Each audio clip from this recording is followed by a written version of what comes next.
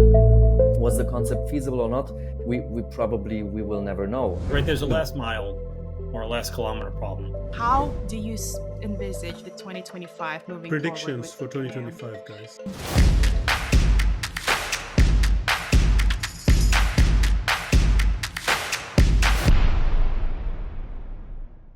Hey, this is the Air Mobility Show with Ahmad Malik and my co-host Nadia. Today's episode is Coffee with Friends because we decided that end of the year, this is the best time to reminisce about 2024, what's happened during the year. There has been a lot of different newses, different disruptions, a lot of technological advancement, and even regulators understanding and realizing that AAM is a real thing now, and actually we have to pay attention. So a group of interesting people are here around the table, obviously joining remotely around the table. Welcome, everyone. And let me do a quick round of introductions. First of all, we have Phil. Phil is an industry veteran and AM advocate and really interesting person with a lot of background in essentially bringing technologies to the market. So good to have you, Phil. Then we have Premislav Novak, who is the delivery director at Atos and worked for some of the high-profile aviation clients for Atos, and a good friend of mine as well. Jacob is an innovator. He is a CEO and founder of Air Mobility, a company called Grasshopper Air Mobility, and he's innovating some fantastic technology around delivery drones. And Nadia Park, who is the co-host and also comes from an aviation background and will be on this podcast with me. So welcome, everyone. Thank you for joining. Thanks a lot. Nice to participate. Thanks. Okay, so we want to dig into 2024, first of all. Right? A lot have happened. And the topic that I want to start from is ICAO realizing that AM actually is a real thing. And I was kind of really surprised, but they held a symposium in Canada and a lot of people joined and there was a lot of conversation. It's a long 4 days thing. Right. And they're a Canadian-based organization, or what? It's International Civil Aviation Organization, and it's kind of like UN for aviation, and all of the countries participate. And it kind of, so there was a Chicago Convention right after the Second World War, where all the leaders gathered together and they set kind of the aviation as we have it today, with the slots and traffic rights, which airline can fly where, things like this. So they're kind of like a policymaker in the world. Them realizing that AM is a real thing and let's have a conversation about it and setting up this symposium. And this is basically the portal where you can go. There's an ICAO TV. You can go and watch all the videos from the symposium. It was 4 days long. I think that's kudos to ICAO, to be honest, picking this up and recognizing it. Otherwise, the conversation of drone have been, oh, these drones are disruption or they're like causing danger for the airports and the flights. So finally, drone is not just a toy anymore. Yeah. So yeah, guys, what do you think about what's your view in ICAO doing that? I think about none of us participated in this, but do you have, like, apart from ICAO realizing that the AM is a thing, is there any conclusion that they have reached, anything that they want to steer this towards, or what's the direction that they are thinking about? Yeah, so I think ICAO have realized that work needs to be done to streamline and come up with strategies that can be integrated safely in the aviation world. And they have sort of encouraged agencies to start working on understanding how AM impacts the aviation airspace. And out of that, I don't know if this is the reason why it started after the ICAO symposium, but you definitely hear FAA and EASA and Civil Aviation in UK and other organizations starting working groups to discuss the impact. And they were asking specialists and experts to come in and help them work out how we are going to do that, how we are going to bring about the urban air mobility concepts and, all that sort of stuff. So I think that's a very good outcome, if you may, after these conversations. I mean, it's super interesting that it's happened this year, which is more than 10 years after the Uber Elevate white paper. And Yeah. it is in the same year when Lilium, after 10 years of development, went bankrupt. And so it is interesting that, I mean, so much time had to pass for it to actually get recognized on that kind of scale. And at the same time, education of the public or of the general, let's say, industry is also just now picking up. We're having the Advanced Air Mobility Right. Institute, which was founded in 2023, expanding globally in 2024, and their sole mission is the education. So while we who are in the industry feel like a lot of things are moving and we're seeing so much stuff going on, these kind of indicators show that this isn't the fact for the vast majority of people. Yeah, absolutely. And the reason why this podcast has started is exactly the same reason, right? I mean, the education and the knowledge is not out there. And there's a lot of technical and non-technical aspects of this advanced air mobility. Also, advanced air mobility is not your simple everyday aviation, right? And one of the things that I'm concerned about is us treating this as your regular aviation is actually going to be detrimental for the whole industry. So I think that was one of the main reasons we started this podcast. And hopefully we can spread this message and help the industry learn a bit more. And people who are not in the know or have no idea what this is all about can also learn an easy way rather than reading some books. This is, in my view, a separate branch of aviation that is somewhere at the intersection of your computer sciences and your technology, the rest of the technology that's kind of kept separate in a way, and aviation, and making these vehicles safe and more acceptable to fly within the regions and in cities and urban areas and regional areas that we want to. It's not just going to be how robust these designs are, because these designs are fairly robust, right? It's a lot of other technology that sits behind it, which I want people to realize that's what is going to make it safe. But safety aside, because I do think this is a safe, a safer technology than, and education can help with that. But the value proposition isn't proven out for passengers, right? There's a No. last mile or a last kilometer problem, I think, that needs to be put into practice to see if it really delivers the benefits. Yeah, 100%. and the last mile problem is a more complex problem than we actually realize. And this is why one of the key elements that we need to talk about is also like infrastructure, city planning.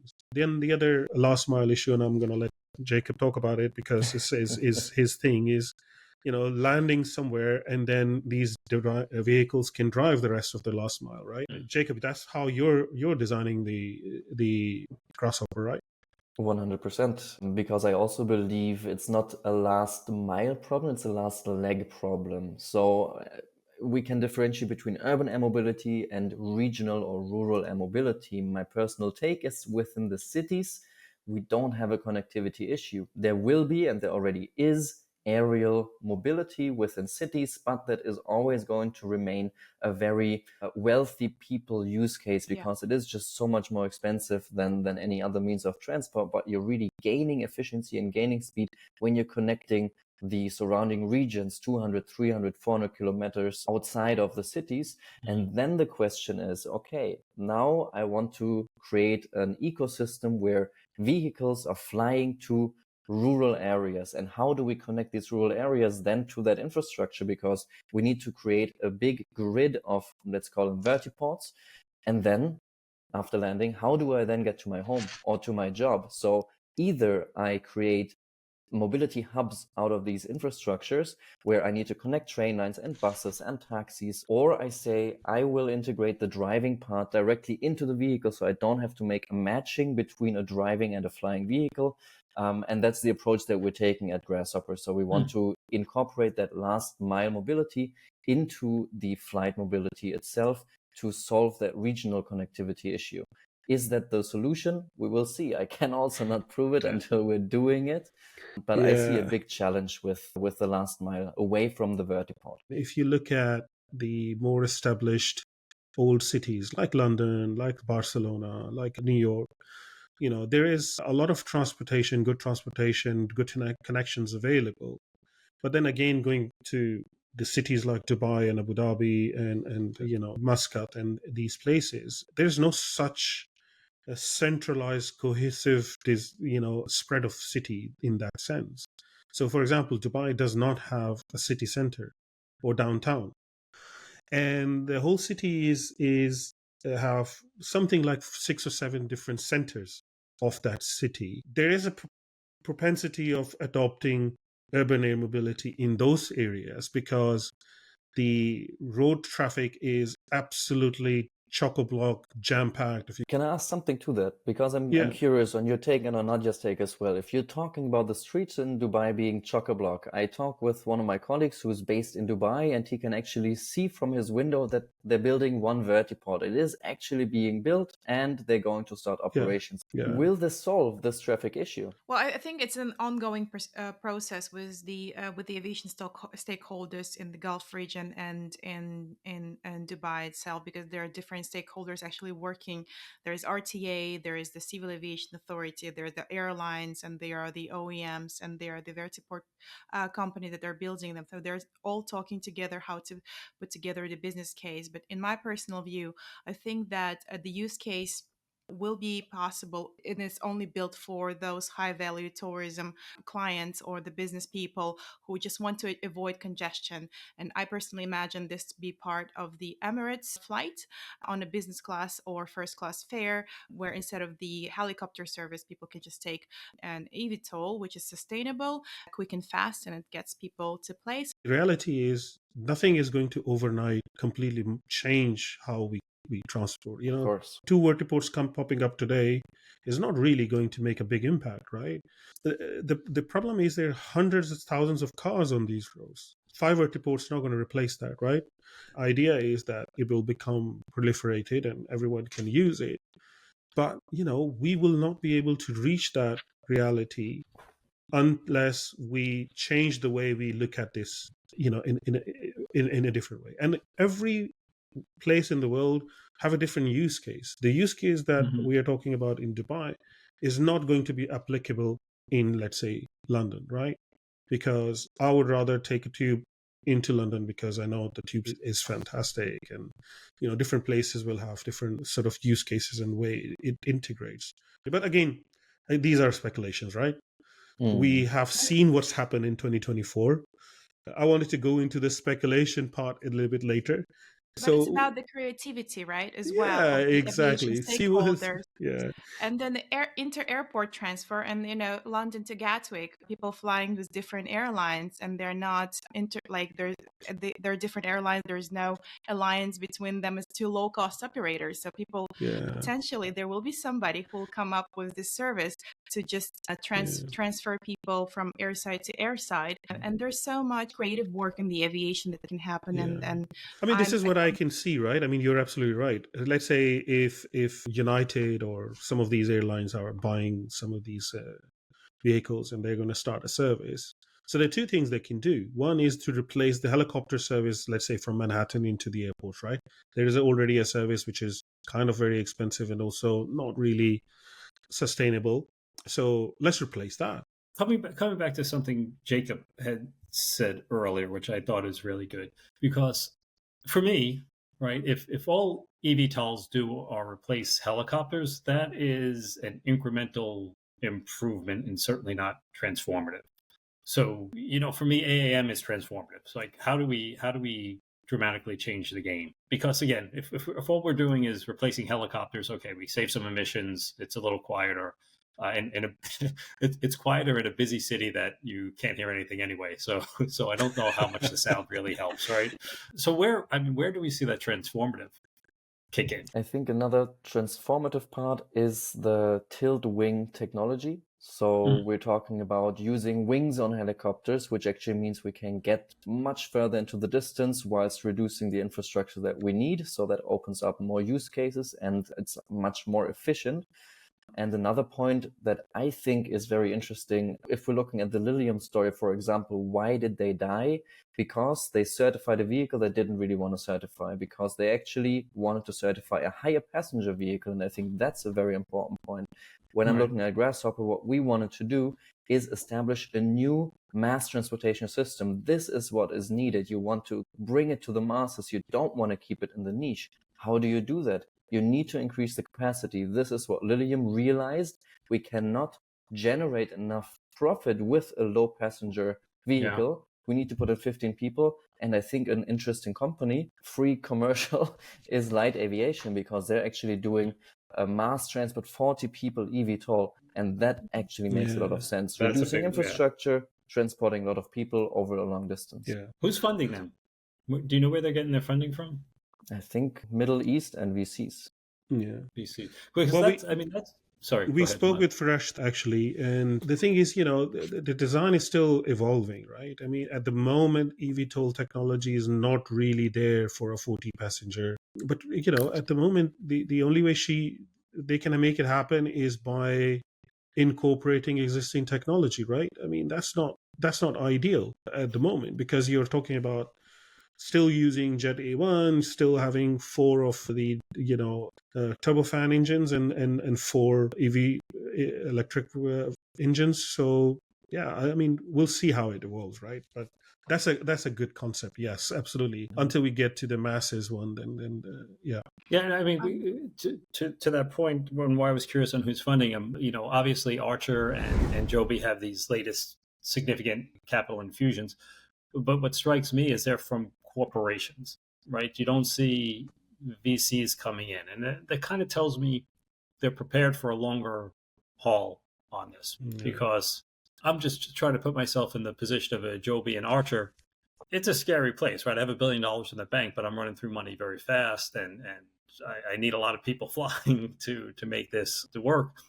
And I don't know, part of me thinks Toyota's taken an option in the technology, and if Joby happens to fall through, they'll get the nice technology, and 10 years from now, they'll be running their own little version of the ETOLs. I mean, I think the whole thing is reminiscent of how Tesla started, right? Most of the EV companies started, because at the time when Tesla came up with their first Roadster, it was kind of the same thing. They were burning through the money. There was no real thing inside. It was just a technology demonstrator. And I think a lot of these companies are just doing that. The point is that it takes a lot of effort and time to become the disruptor. I don't think disruption is potentially always transformative. You can do that in a software world. We can build a software that completely destroys the previous competitors, and then you're out there. Actually, I would say it never is, right? I mean, it only looks transformative in retrospect. Exactly. But exactly. You look at it, it takes a decade, even for SaaS. I mean, I think I saw somewhere that even cloud deployments are only like 40% of the total market, even after 20 years. I mean, we just did some cloud transformation, and this is a good segue to bring in Pramik. We recently did some stuff for Eurocontrol, which they deem as transformative, big deal, state of the art. And I have been doing this 10, 15 years ago. Yeah. So, journey to cloud. How, Or in aviation industry, or for Eurocontrol for that matter, what we did was transformative from their point of view. And is transformative in terms of general aviation industry, especially in areas like ATM, ATC, all that stuff. These guys are relying on pretty old technology. So even though we are implementing solutions that normal commercial companies would have had already for like 10 or 15 years, we are just now bringing that to aviation. Well, it's transformative for them. But I actually was looking for a different thing, and I wanted to ask Jacob a different question, because I was just, while we were talking, I was scanning through the Grasshopper solution and Grasshopper webpage. How do you want to sell these things? You want to sell them to distribution companies like, say, DHL, and DHL to use them in distribution centers. You mentioned something about connecting the rural areas. into that? What's your concept behind that? I would say there's two use cases. One is point-to-point connection. So it could be one factory to one warehouse within the range of flight that it is allowed, or it could be the last leg of a whole supply chain solution. So that could mean from an airport to a warehouse or something like this. So it really is the aim to incorporate warehouses directly into the supply chain via an aerial solution. And then is the question, who are the operators? Currently, Grasshopper is operating as an OEM. We're developing that drone. Then somebody needs to operate it. So we do want to be the operators at some point. Will we achieve that from the beginning? It's a big question. DHL, for instance, could be somebody who could buy this. Cargo airlines could be potential clients to buy this and operate this. And we're talking with various potentials who are interested in this technology. So I can't really speak about how we're really going to do it. But the idea is that via our charging and loading station that will remotely and automatically charge our cargo container, we can attach a warehouse automation or factory automation directly to the cargo drone, so that actually within the same software solution, because automated warehouses and factories are run via warehouse management systems, factory management systems, you can handle these transports. One click, everything in the same overview. So the idea really is to skip any loading part. And one very specific use case that we're looking at right now is cold chain. So for pharmaceuticals, where you really want to provide complete data transparency over the entire supply chain, and where $35 billion are being lost annually simply due to a friction in that data transparency, we can solve that. And from there, we're probably going to expand into various different use cases. Does it make sense? Did that answer your question? Indeed makes sense. Indeed, if we are talking about point-to-point transport and more of a cargo warehouse type use cases, this would indeed suffice the use case. Okay, so this is pretty clear. This is pretty clear. Thanks, Jake. Okay, so switching gears a little bit, I think it's important to discuss what's happened in the regulatory world, right? Has anyone looked at the paper that was released by FAA, and a lot of the OEMs came in and there was a hoopla and they signed some papers and the power lift, what's your view on that kind of first step? It is a big deal for the world, definitely, because many civil aviation authorities globally, they look at what FAA is doing, what they're putting together first. I think what's important is that the where we're going to see the first cases of eVTOLs flying, potentially the Gulf states, and the civil aviation authorities in the Middle East are going to look at the regulation that are coming out in the United States, in European countries, and the developed world. And this is where actually the US market is the dominant market for AAM and for air taxis developments, actually the biggest market with the largest number of patents being applied for. So it's a big deal. It's a definitely big deal for the world. Civil Aviation Authority will always put safety first. FAA is a bureaucratic and very conservative organization, and they have to be. So the fact that they have published a paper is a big deal for the world. I personally think somebody coming from a very conventional aviation background. Phil, you were smiling. What? Oh, just the FAA being bureaucratic, yeah. well, there's that, but just the fact that being preoccupied with saving lives is not a small issue. So I mean, that's probably the best aspect of FAA. I think personally there's a lot more work needs to be done, but this is the very first step. And I think it's very promising. The most optimistic thing from my standpoint, at least inside the US, is it hopefully paves a path for interjurisdiction collaboration. So, the US is a very federalist organization. So, for instance, Amazon is doing a test out in Tulsa, Arizona, which is just west of Phoenix. And one of the interesting things, that's where Amazon has a warehouse. They cannot transport outside of Tulsa because they can't go across municipal jurisdictions right now because there's different regulations. So I'm hoping that can help unify things so you could have like metro area transportation without these hindrances. If that gets achieved by this, it's a big one. I'm also very curious how the new administration in the US is going to impact that one. We're having Elon Musk, we already talked about him. He plans to be completely disruptive of, let's say, hindrances. And Donald Trump already talked about that he doesn't want, let's say, Asia to win the race in the AAM market. So it's very curious how it's good that the regulations have already been developed or they're in development. Exactly, because that will make it much more easier. The key is for Trump to think that EHang is doing something really spectacular, because then he'll want to outdo them. That's why Archer stock went really high up, I think, after Donald Trump backed the developments of eVTOLs and the air taxi market. But, going back into the, infrastructure thing, I think one of the things is important is also the other facets of what will be required. And I think one of the things that's interesting is your charging infrastructure that will be required. And I think Beta is doing something interesting in the charging infrastructure. And I think something similar in terms of standardization will be required for this sort of thing, like we have done with car charging. So 100%. It's the point. I mean, there are 3 pillars in advanced air mobility. One is the vehicle itself. The other one is the regulation. We cover those 2, and the infrastructure is the last thing. All of these things need to be developed for an ecosystem to exist.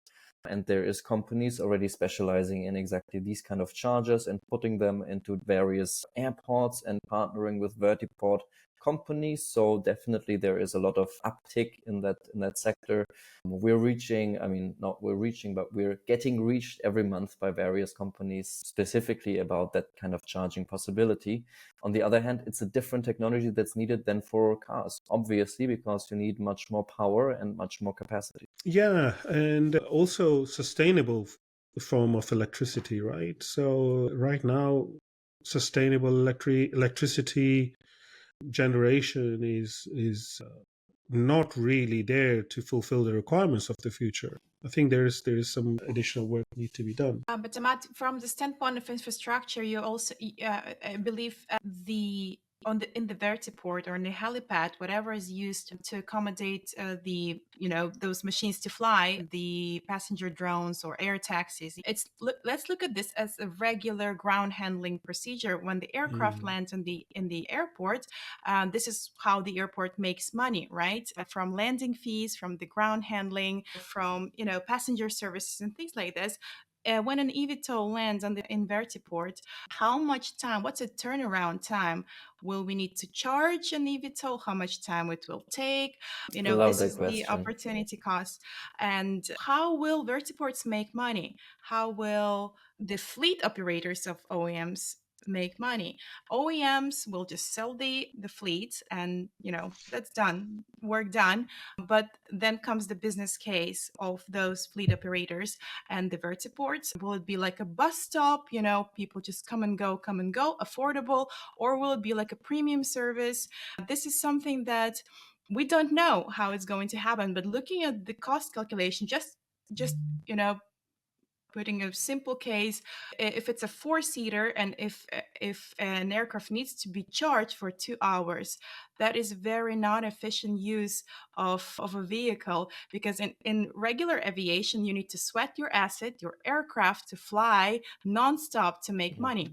I think that is one of the first things that investors will look at. But Jacob, you've mentioned that you've looked at this and then you kind of pivoted into the cargo delivery, and because you were evaluating the cost part of things. So how do you think we reach the point when there is so much supply and there's so much demand that this is optimized, and then there are revenues for vertiports, there are revenues for fleet operators? It's not even my opinion that matters. I've read studies where they're really talking about a $900 trillion market in the 2040s. So I really believe we're having still 15 years to go where all of these kind of things need to be developed. Regulations need to be firm.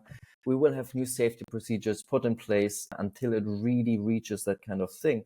But coming back to what you were talking about regarding the electric charging, I think this is a big bottleneck, which is why various companies are actually pivoting toward hydrogen solutions, because you can charge hydrogen. In theory, it's also much more flammable than gasoline.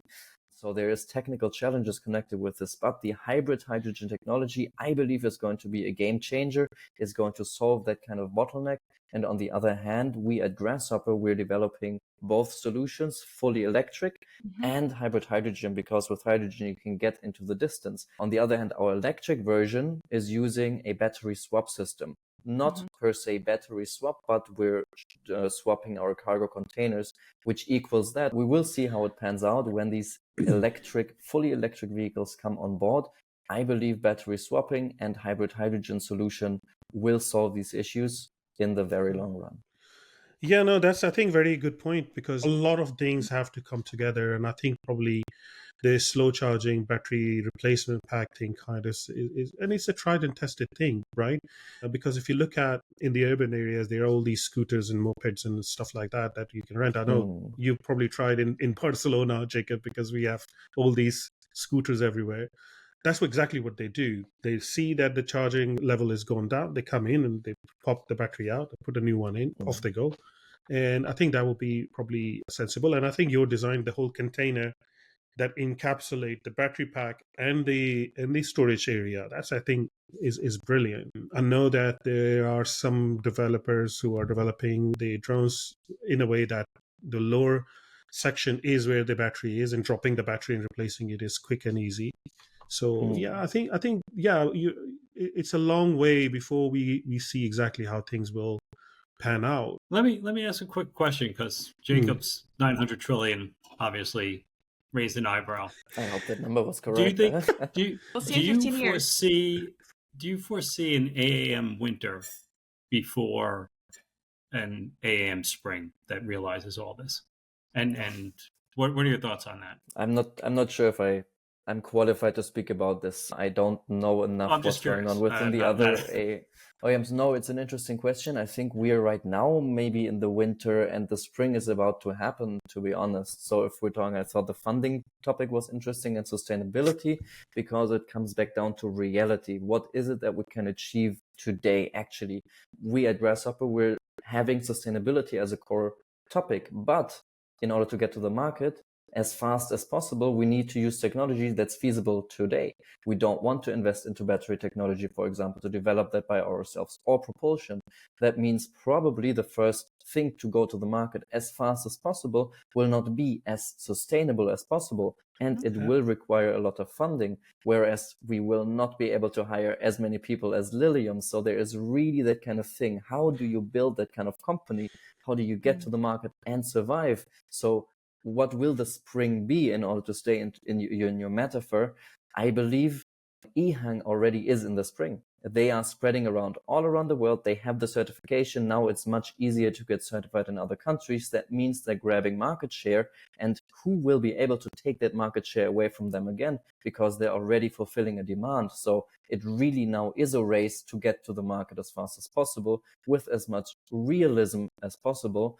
I personally think that, unfortunately, for the US and European market, the winter is coming when it comes to there's so much regulation already that makes these things illegal before they even get started. I mean, we have the experience from 2024.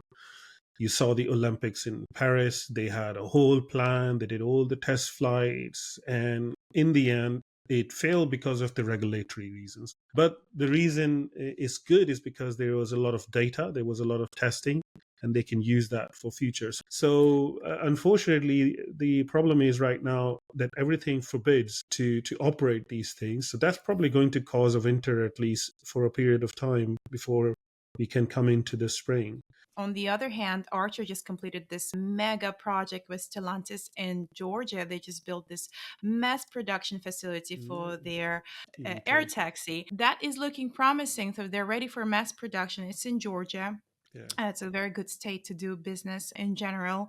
And this was done, I think, in time when the public is more or less aware of, or getting more aware about, the flying taxis, and there's a lot more publicity being done by Archer, and Joby is also going around the world with their eVTOL.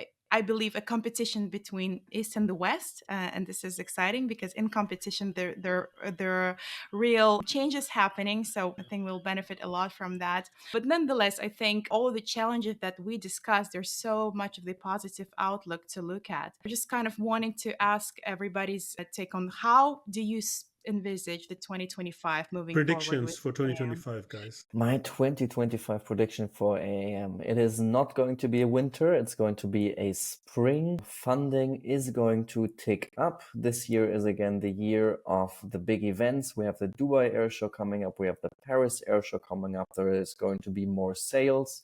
We're going to see first operations in the Middle East. I think we're going to see more experiences, let's call it that, in China and other countries. So I think it's going to be a big year, many news, and probably some surprising developments from companies that we don't have on the radar yet. Thank you Great. so much. Phil, what do you think? My view is 2025 is going to be a warm November. We're gonna see some positive things, but I think we're going to get hit hard. And I think the folks that survive, and what comes to my mind is Mark Andreessen. When he started Andreessen Horowitz, he talked about the fact that all the business models during the internet bubble were now feasible. And this was about 15 years later. And I do think we're going to have a future where in 2024, when we look back and all these things we're talking about are feasible, but a lot of them are going to have hurdles in the 2020s. Yeah. And I think the people who are going to survive are people like Jacob, who are realizing that you need to adopt this first in the enterprise where the business model is more easy to accept. But for me, I see that going well through the rest of this decade, but I think global commercial air taxi is going to have a very difficult decade. So overall, I'm very optimistic. I do predict pain in the general public for air travel, air taxi for this decade. And Mr. Premick, what do you think? I wouldn't pick like a warm month like Phil did, warm November. I would put it differently. For US, I'm certain that there will be change. This will become sort of more of an America first race against the rest of the planet and hopefully not against Europe. I also believe that Europe is going to stay back for a short while. Europe has a tendency to overload itself with unnecessary regulation. And with respect to implementation, I hope first we are going to see something on the and ideas of Jacob materializing, so more enterprise level usage. But indeed, for commercial and for carrying people, I'm not seeing that right now. At least for the next couple of years, we are going to stay on theoretical level until people will be more acquainted with the idea. And if people are going to see flying drones delivering packages in the cities, then they may think, okay, we are starting to live in a Jetson-like environment, and let's maybe work towards the direction of people carriers. That's my view. Nice. Thanks, Premick.